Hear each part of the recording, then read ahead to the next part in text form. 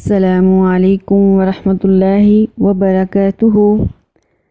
اعوذ باللہ السمیع العلیم من الشیطان الرجیم، بسم اللہ الرحمن الرحیم۔ ربی اشرح لی صدری ویسر لی امری واحلل عقدۃ من لسانی یفقہوا قولی۔ اللہم رب زدنی علما، اللہم رب زدنی علما، اللہم رب زدنی علما۔ اللہم فقہنا فی الدین، اللہم فقہنا فی الدین، اللہم فقہنا فی الدین۔ اللہم انی اسألک علما نافعا وعملا متقبلا ورزقا طیبا۔ اللہم اجعل ھذا القرآن ربیع قلبی ونور صدری وجلاء حزنی وذہب ہمی۔ رضیت باللہ ربا وبالاسلام دینا وبمحمد نبیا صلی اللہ علیہ وآلہ وسلم۔ سورہ الانعام، سورہ نمبر 6 اور پارہ نمبر 8۔ لاسٹ ٹائم 129 آیت تک الحمدللہ کمپلیٹ ہوا تھا۔ آج 130 آیت سے انشاءاللہ شروع کرنے جا رہے ہیں۔ بسم اللہ الرحمن الرحیم۔ یا معشر الجن والانس الم یأتکم رسل منکم یقصون علیکم آیاتی وینذرونکم لقاء یومکم ھذا۔ اس سے پہلے جو ہم پچھلی آیات پڑھ چکے ہیں اس میں جنوں اور انسانوں کے بارے میں تذکرہ تھا کہ جن کس طرح سے انسانوں کی اکثریت کو ورگلاتی ہے، اور ہم دیکھتے ہیں کہ جنوں میں سے ہی ابلیس انسان کا سب سے بڑا دشمن ہے، اس سے برے کام کرواتا ہے، اکساتا ہے، وسوسہ ڈالتا ہے اور اس کو سیدھے راستے سے بھٹکاتا ہے۔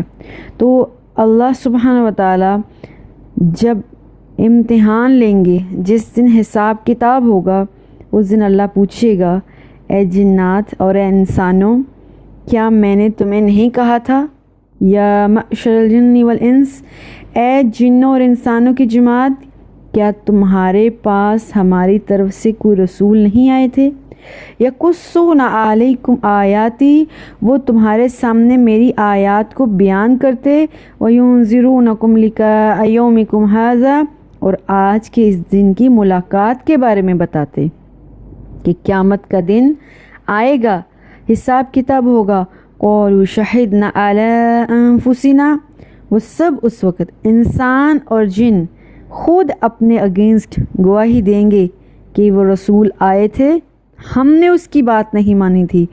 وغرتہم الحیات الدنیا، یہ زندگی جو دنیا کی تھی اس نے ہمیں دھوکے میں مبتلا کر رکھا تھا۔ وشہدوا علی انفسہم، وہ خود اپنے اگینسٹ یہ بات کریں گے کہ ہم نے کیا کیا تھا، انہم کانوا کافرین، ہم نے رسولوں کی باتوں کو نہیں مانا تھا۔ اس سے کیا مراد؟ کیا جنوں میں بھی رسول آئے تھے؟ نہیں، جنوں میں کوئی رسول نہیں آیا تھا۔ رسول اور انبیاء کا سلسلہ سب سے اشرف المخلوقات میں سے جو اچھی ترین مخلوق تھی اللہ کے نزدیک، ان کے کندھوں پر نبوت کا بوجھ ڈالا گیا تھا، وہ ہے بشر۔ اور بشر کے اندر، انسانوں کے اندر ہی رسول آئے ہیں، اور وہ رسول انسانوں کے بھی رسول ہیں اور جنات کے رسول بھی ہیں۔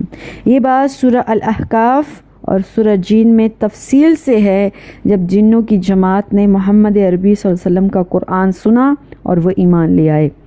اب سوال یہ آتا ہے کہ جنات میں رسول کیوں نہیں آئے اور بشر انسان میں رسول کیوں آئے ہیں؟ سب سے پہلے تو یہ سمجھنا پڑے گا کہ اللہ نے انسان کو پیدا کس سے کیا اور جنات کو کس چیز سے پیدا کیا۔ جنات ہم سب جانتے ہیں آگ سے، اور انسان مٹی سے، اور یہ مٹی سے پیدا کرنے کے بارے میں بھی ایک بہت بڑی حکمت تھی اللہ کے اندر۔ جو خصوصیات مٹی کے اندر ہوتی ہیں انسان کے اندر ہے۔ مٹی کی طرح انسان ٹھوس ہے، مضبوط ہے، بڑی بڑی ذمہ داریاں اٹھا سکتا ہے، اس کے علاوہ انسان مٹی سے چونکہ بنا ہے اور مٹی شکل نہیں بدلا کرتی ہے، پھر مٹی میں ٹھنڈک ہے، صبر، برداشت اور ہمت کا مظاہرہ، یہ مٹی کے اندر جو خصوصیات اور کیفیات ہیں وہ انسان کے اندر کنورٹ ہوئی ہیں۔ اور جو جنات ہیں وہ آگ سے بنے ہیں، اور آگ جو ہے اس میں بھڑکنا، برداشت کا مادہ نہ ہونا یہ واضح ہے، ہم سب جانتے ہیں۔ اس کے علاوہ آگ مختلف شکلیں بدلتا ہے، جو چیز شکل بدل جائے، جس کی شکل نظر نہ آئے، وہ کبھی رسول نہیں ہو سکتا۔ اس لیے رسول بشر ہی ہوتا ہے جو اپنی شکل تبدیل نہیں کر سکتا، جس سے تمام مخلوقات کو فائدہ ہی فائدہ ہو اور وہ ساروں کی تکلیفوں کو بھی برداشت کرے۔ ہم محمد عربی صلی اللہ علیہ وسلم کی زندگی کو دیکھتے ہیں، کس طرح وہ ڈٹے رہے پہاڑ کی مانند ہر مشکل کے سامنے صبر اور برداشت کے ساتھ اس بڑے فریضے کو سر انجام دیا۔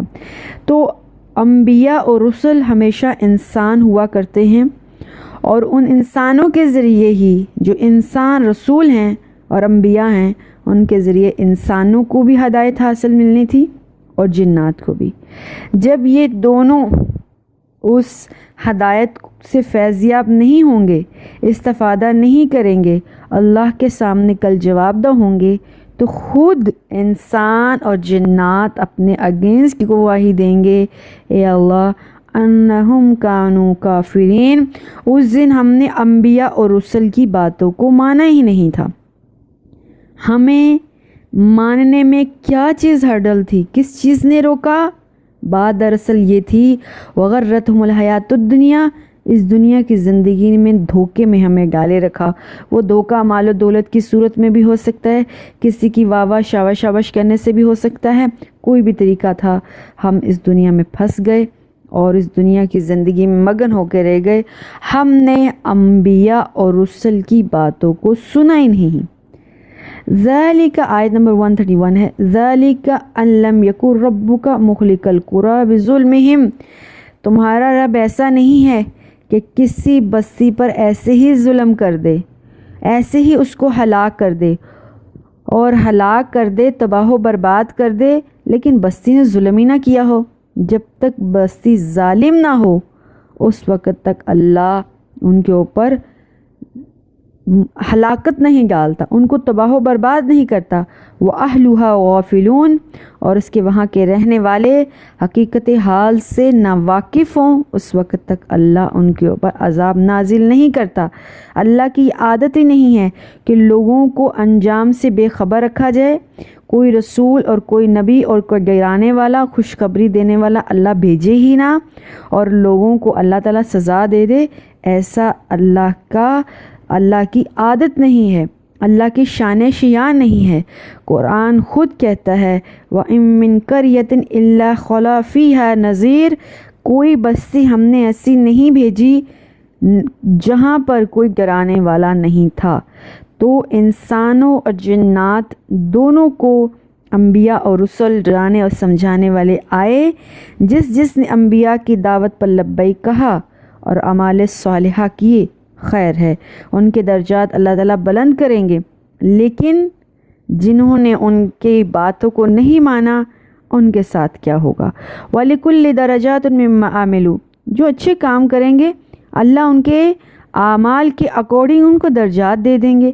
وَمَا رَبُّكَ بِغَافِلٍ عَمَّا يَعْمَلُونَ، آپ کا رب غافل نہیں ہے، جو کوئی عمل کرتا ہے اللہ سبحانہ وتعالیٰ ہر عمل کا، ہر دھڑکن کا اور ہر سوچ کا حساب کیے ہوئے ہیں۔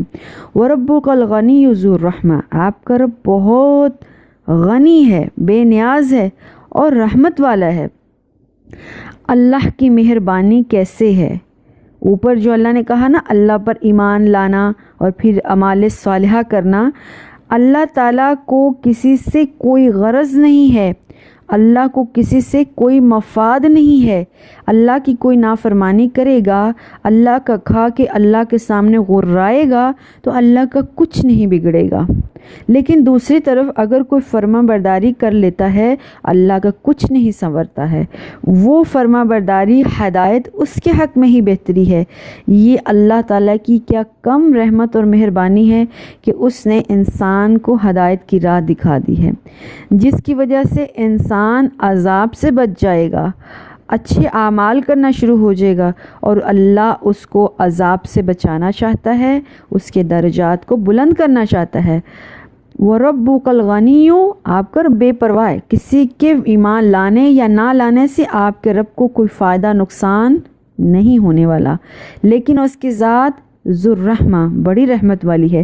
وہ نہیں چاہتا اس کا کوئی بندہ بھی دوزخ کی آگ میں بھڑکے جلے، وہ چاہتا ہے کہ اس کی رحمت ہر ایک پر پڑ جائے، اس کی مہربانی ہر ایک پر آ جائے، اور ہر ایک ہدایت کی راہ کو سمجھ جائے۔ اس کا مہربان ہونا کیا اتنا کافی نہیں ہے کہ انسانوں کے گناہ اس قدر زیادہ ہو جاتے ہیں، اگر وہ چاہے تو وہ تمہارے گناہوں کی پاداش میں فوراً تمہیں سزا دے دے، کوئی قصوروار یہاں چھوڑے ہی نہ، لیکن انسان قصور کرتا چلا جاتا ہے اور وہ معاف کرتا چلا جاتا ہے۔ پھر اس کی سزا، اس کی رحمت یہ کیا کافی نہیں، پوری ایک زندگی دے دی اس نے، اور پھر اس زندگی میں انسان کو بار بار مہلت دیتا ہے، اور یہاں تک کہ سانس کی آخری ڈور تک انسان کو مہلت ہے وہ اپنے قصوروں کی، گناہوں کی معافی مانگے اور اس کی رحمت کے اندر، رحمت کی چادر کے اندر چھپ جائے۔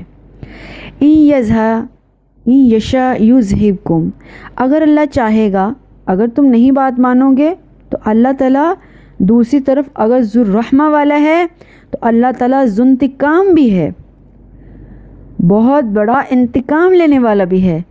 اگر اس کی نرمی تم نے دیکھی ہے تو اس کی سخت گیری ہونے کو بھی ذرا دیکھو۔ ان یشاء یذہبکم، اگر تم اچھے کام نہیں کرو گے، جرائم کرتے ہی چلے جاؤ گے، اس قدر تمہارے جرائم بھر جائیں گے کہ وہ کیا کرے گا، وَيَسْتَخْلِفْ مِن بَعْدِكُم مَّا يَشَاءُ كَمَا أَنشَأَكُم مِّن ذُرِّيَّةِ قَوْمٍ آخَرِينَ، پھر تمہیں اس دنیا سے لے جائے گا اور تمہاری جگہ ایک نئی نسل پیدا کر دے گا، اس دنیا کا خلیفہ، نائب، نیا کوئی قوم آ جائے گی، جس طرح سے تم سے پہلے قومیں مر کھپ گئیں، تم ایک نسل آئے ہو، تم بھی نہیں سنو گے بات، جرائم کرتے چلے جاؤ گے، اس کے سامنے نافرمانیاں کرتے چلے جاؤ گے۔ ایک دن ایسا آئے گا جب تمہاری گناہوں کا کوٹا اس قدر زیادہ ہو جائے گا، جرائم بالکل بھر جائیں گے، اس وقت اس دنیا سے تمہیں رخصت کر دے گا اور تمہاری جگہ دوسرے لوگ لے آئے گا، جیسے تم سے پہلی قومیں تھیں ان کو لے کر تمہیں لے آیا۔ اللہ کے لیے یہ ذرا بھی مشکل نہیں ہے۔ انما توعدون لآت، بے شک وہ وعدہ جو تم سے کیا جا رہا ہے قیامت کا، یقیناً وہ آئے گا۔ وما انتم بمعجزین، اور زن تم اللہ کو عاجز ہرا نہیں سکو گے۔ یہ جو اللہ سبحانہ و تعالیٰ تمہارے گناہوں کے باوجود تمہیں مہلت دیے جا رہا ہے، اس کا ایک مقصد ہے، اور وہ مقصد کیا ہے؟ آیت کا پچھلا حصہ، ذو الرحمہ، وہ رحمت والا ہے۔ وہ اس چیز میں ہے کہ سانس کی آخری ڈور پر بھی شاید تم توبہ کر لو، اور اس کی توبہ کا دروازہ کھلا ہوا ہے، وگرنہ تو انما توعدون لآت، وہ جو وعدہ تم سے قیامت کا کر رکھا ہے اس نے تو آنا ہی آنا ہے۔ اب تم اپنی سر توڑ کوشش کر کے دیکھ لو، اگر اس دن کو ٹال سکتے ہو تو ٹال لو۔ اس دن تمہارا پورا حساب ہوگا، اور جس کے لیے جو جگہ مقرر کی ہے اللہ سبحانہ و تعالیٰ نے اس کے اعمال کے اعتبار سے وہ اس کو مل کر رہے گی، اور اللہ کو کوئی ہرا نہیں پائے گا، اس دن کو آگے پیچھے نہیں کر پائے گا۔ سورہ الاعراف میں اللہ سبحانہ تعالیٰ فرماتے ہیں نا، ایک گھڑی بھی لیٹ نہیں ہوگا، سیکنڈ کا کچھ حصہ، اور نہ ہی اس قیامت کا دن آگے ہوگا، نہ آگے نہ پیچھے، کسی کی ڈیمانڈ پر نہ آگے کیا جائے گا، نہ کسی کی ریکویسٹ پر پیچھے کیا جائے گا۔ آیت نمبر ہے 135. قل یا قوم اعملوا ما اعلی مکاناتکم انی عامل. اے نبی ان کو کہہ دیجئے آپ جہاں پر ہو عمل کرتے چلے جاؤ جو آپ کا دل چاہتا ہے، اور میں اپنے اعمال کرتا جاتا ہوں. اس کا کیا مطلب ہے؟ مطلب یا تو ہٹ درمی چھوڑ دو، ابھی بھی مہلت ہے، ایمان کی رسی کو مضبوطی سے تھام لو، اللہ وحدہ لا شریک کو اپنا حاکم رب مان لو. اور اگر ایسا نہیں کرنا، تم نے اپنے ہی غلط رویے پر ہی رہنا ہے، باز نہیں آنا، تو پھر جمے رہو، کرتے رہو جو کرنا ہے، اور مجھے میری راہ پر رہنے دو، مجھے میرا کام کرنے دو. فسوف تعلمون، ان قریب تمہیں پتہ چل جائے گا، من تکون لہ عاقبۃ الدار انہ لا یفلح الظالمین، لا یفلح الظالمون. پھر کیا ہوگا؟ ان قریب ہم تم کو بتا دیں گے کہ آخرت کا گھر انجام کے اعتبار سے کس کے حق میں بہتر تھا، اور اس دن ظالم کبھی بھی فلاح نہیں پائیں گے. آخرت کا گھر کس کے حق میں بہتر تھا کا مطلب کہ اس دنیا میں کفار مکہ رسول اللہ صلی اللہ علیہ وسلم کو طعنے دیتے ہیں کہ آپ ایک نیا دین گھڑ لائے ہیں، آباء و اجداد کا دین چھوڑ دیا ہے، آپ سیدھی راستے پر نہیں ہیں. دراصل کفار کہتے ہیں ہم سیدھے راستے پر ہیں. اس دن پتہ چل جائے گا سیدھے راستے پر کون ہے، اور ظالم تو کبھی بھی فلاح نہیں پائے گا، نہ دنیا میں نہ آخرت میں. ہم اس کی ساری مثالیں دیکھ چکے ہیں. دنیا میں کفار کس طرح سے ذلیل ہوئے، ہم مدنی سارا دور دیکھ چکے ہیں. مکہ میں بھی ان کے لیے کوئی مسلمانوں کے اوپر تنگیاں تھی، لیکن اندر سکون تھا، اطمینان تھا. مکہ میں پاور ہونے کے باوجود ان کے اندر بے سکونی تھی، انتشار تھا. اور جب محمد عربی اور ان کے ساتھی مدینہ تشریف لے گئے ایز اے حاکم اور گورنر، اللہ کے نبی وہاں پر پہنچے، اور اس کے بعد جب بھی کفار نے حملہ کرنے کی کوشش کی ان کو منہ کی کھانی پڑی. مسلمان تعداد اور فیسلٹیز کے باوجود ہمیشہ کافر پر حاوی ہی رہے، کیونکہ کافر کیا کرتا ہے؟ شمشیر پہ بھروسہ کرتا ہے، اور مومن کے اندر جو ایمان کی طاقت اور قوت ہے وہ اس کو پست ہونے نہیں دیتی ہے. اس لیے دنیا میں بھی ان کو کھانی پڑی منہ کی، اور آخرت میں جو ان کا انجام ہوگا وہ تو اللہ سبحانہ و تعالیٰ ہی بہترین جانتے ہیں. اور ظالم فلاح نہیں پائیں گے. ظالم کون ہوتے ہیں؟ ظالم وہ جو اپنے اوپر ظلم کرتے ہیں، اور اس دنیا میں سب سے بڑا ظلم انسان اپنے اوپر یہ کرتا ہے کہ وہ اپنے خالق کو پہچاننے سے ہی انکار کر دیتا ہے. یہ بات حضرت لقمان علیہ السلام نے جو اپنے بیٹے کو نصیحتیں کی نا، اس سے سمجھ میں آئی. کیا کہتے ہیں؟ ان الشرک لظلم العظیم، اے میرے بچے شرک مت کرنا، شرک اس دنیا کا سب سے بڑا ظلم ہے. اس سے بڑھ کر ظلم اور کیا ہو سکتا ہے؟ انسان اپنے خالق کو نہ پہچانے ہے.